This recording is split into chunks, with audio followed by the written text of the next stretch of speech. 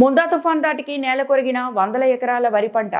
గంగవరం, అడ్డతీగల, రాజవొమ్మంగి, దేవీపట్నం మండలాల పర్యటించిన స్థానిక ఎమ్మెల్యే మిరియాల శిరీషాదేవి ముందుగా ఫజుల్లాబాద్ గ్రామంలో ప్రముఖ ప్రసిద్ధిగాంచిన శ్రీవల్లి సమేత దేవసేన సమేత శ్రీ సుబ్రహ్మణ్య స్వామిని దర్శించుకున్న ఎమ్మెల్యే శిరీషాదేవి రైతుల యొక్క పంట పొలాల్లోకి వెళ్లి తుఫాను దాటికి నేల కొరిగిన వరి పంట మరియు ఆపరాల పంటలను పరిశీలించిన ఎమ్మెల్యే రైతులు ఎవరూ అధైర్యపడొద్దని, కూటమి ప్రభుత్వం అన్ని విధాలా ఆదుకుంటుందని భరోసా ఇచ్చిన ఎమ్మెల్యే మిరియాల శిరీషాదేవి. ఈ కార్యక్రమంలో కూటమి పార్టీ నాయకులు, కార్యకర్తలు, పలు శాఖ అధికారులు పాల్గొన్నారు.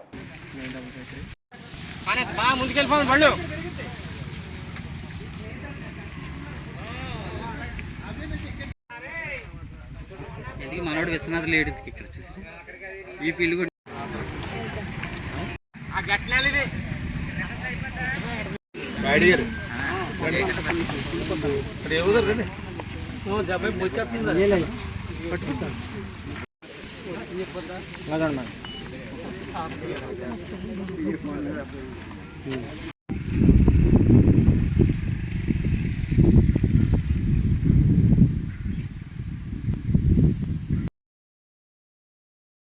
అందరికీ నమస్తే అండి. ఈరోజు ప్రధానంగా మన రంపచోడవరం నియోజకవర్గం ఏజెన్సీ ప్రాంతంలో మొన్న వచ్చినటువంటి మొంతా తుఫాన్ ఎఫెక్ట్ వల్ల చాలా రాష్ట్రంలో మిగతా ప్రాంతాల కన్నా మన రంపచోడవరం నియోజకవర్గానికి ఈ యొక్క ఫ్లడ్, ఈ మొంతా యొక్క ఎఫెక్ట్ చాలా తక్కువే ఉందని చెప్పాలి. ఎందుకంటే మిగతా ప్రాంతాలు కాకినాడ, రాజమండ్రి చూస్తే ఎట్లా ఉంది, మనకి చూస్తే ఎట్లా ఉంది అన్నది వేరియేషన్ మనం చూస్తూనే ఉన్నాం.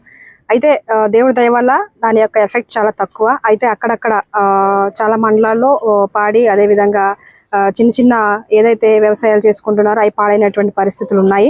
అయితే ఈ రోజు ప్రధానంగా మన దేవీపట్నం మండలంలో పర్యటించడం జరిగింది. ఇక్కడ వరి, అదేవిధంగా మినుములు కూడా, మినప చేనులు ఎక్కువగా వేస్తున్నారు మన దేవీపట్నం మండలంలో.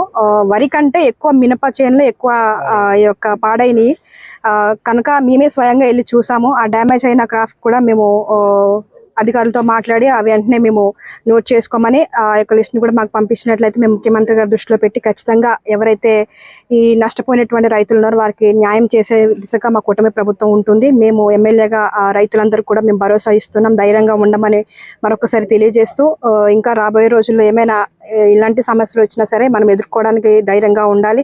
ఎందుకంటే చంద్రబాబు నాయుడు గారు, పవన్ గారు, అదేవిధంగా లోకేష్ గారు మనం చూస్తూనే ఉన్నాం. ఈ మొంతా ఎఫెక్ట్ చాలా తీవ్రతగా ఉందని తెలిసిన ముందు నుంచే అధికారుల నుంచి కింద నుంచి పై అధికారుల వరకు అందరినీ అప్రమత్తం చేసి ఎప్పటికప్పుడు సమీక్షలు జరుపుతూ ఎటువంటి ధన ప్రాణ నష్టం కలగకుండా తగు జాగ్రత్తలు తీసుకున్నటువంటి ముందే ఆలోచన, ముందు చూపున్నటువంటి మంత్రి నాయకుడు ఎవరైనా ఉన్నారంటే మన చంద్రబాబు నాయుడు గారే అని చెప్పాలి. దాని నిమిత్తం, ఆయన ఆలోచన నిమిత్తం ఈ రోజు రాష్ట్రంలో చాలా మటుకి ధన ప్రాణ నష్టం అసలు లేకుండానే జరిగిందని కూడా ఈ సందర్భంగా తెలియజేస్తా ఉన్నాను. అయితే నేను ప్రజలందరినీ ఒకటే కోరుకుంటా ఉన్నాం, మనం సంక్షోభంలో కూడా సంక్షేమాన్ని అందించే దిశగా మన ముఖ్యమంత్రి గారు అడుగులు వేస్తా ఉన్నారు, కూటమి ప్రభుత్వం అడుగులు వేస్తా ఉంది. కనుక ప్రజలందరూ కూడా దీన్ని గమనించాల్సినటువంటి అవసరం ఎంతైనా ఉంది. అయితే రాబోయే రోజుల్లో ఇంకా స్థానిక ఎన్నికలు ఉన్నాయి. ఎమ్మెల్యేగా మేము ఉన్నప్పటికీ ఇప్పుడు మొత్తం ప్రతిపక్ష పార్టీ నుంచి వచ్చినటువంటి సర్పంచులు, ఎంపీటీస్, జడ్పీటీసీలు ఉండడం వల్ల కొంచెం పనులు అవని పరిస్థితి ఉంది.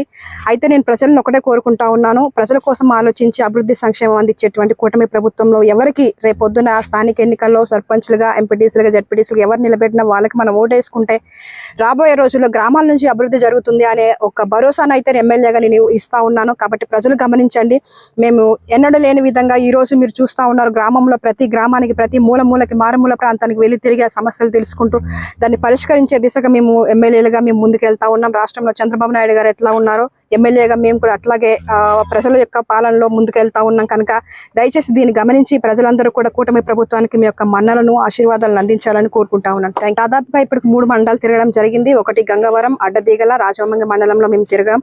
అక్కడ ఉన్నటువంటి కెనాల్స్ అంటే కాలువలు కూడా పొంగి పొరులుతా ఉన్నాయి. అక్కడ ప్రజలను అప్రమత్తం చేయడం జరిగింది, అధికారులను అప్రమత్తం చేయడం జరిగింది. మీరు జాగ్రత్తగా ఉండమని చెప్పాము. అదేవిధంగా పంట నష్టం ఏమైనా జరిగినా సరే అక్కడ ఉన్నటువంటి అధికారులను అలర్ట్ చేసి వెంటనే మీరు నమోదు చేసుకొని జియో ట్యాకింగ్ చేసి ఆ యొక్క నివేదికలు మాకు పంపించండి, మేము పైకి పార్టీ ఆఫీస్కి పంపిస్తాము, ముఖ్యమంత్రి గారి దృష్టిలో పెడతాం అని కూడా మేము చెప్పడం జరిగింది. కనుక త్వరలోనే ఇంకో 2-3 రోజులు పూర్తి సర్వేలు మన అగ్రికల్చర్ ఆఫీసర్స్ మండలంలో ఉన్న రెవెన్యూ, అదేవిధంగా అగ్రికల్చర్ డిపార్ట్మెంట్ ఇద్దరు కూడా కోఆర్డినేషన్ చేసుకొని దీన్ని ఫాలోఅప్ చేస్తారు. ఇంకో 2-3 రోజుల్లో ఇది పూర్తి నివేదికలు మా దగ్గరకు వచ్చే అవకాశం ఉంది. Thank you.